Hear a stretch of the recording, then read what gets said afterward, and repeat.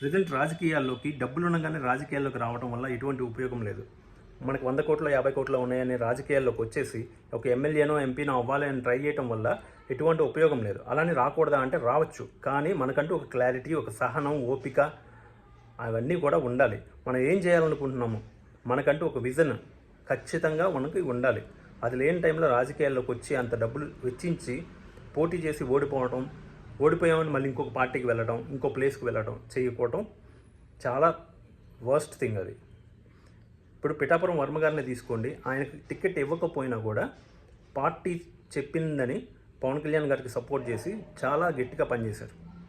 ఆయనకు ఉన్న సహనం చాలామందిలో మనం చూసాం. టికెట్ ఇవ్వలేదని బయటకు వచ్చి పార్టీని తిట్టడం ఇలా కూడా చూసాం. చాలామంది ఒకరోజు ఈ పార్టీలో ఉంటారు, ఇంకో రోజు ఇంకో పార్టీలో ఉంటారు. ఒకరోజు ఇక్కడ పోటీ చేస్తారు, ఇంకో చోట పోటీ చేస్తారు. అలా కాకుండా ఒక ఏరియా, ఒక పార్టీని నమ్ముకొని పనిచేస్తే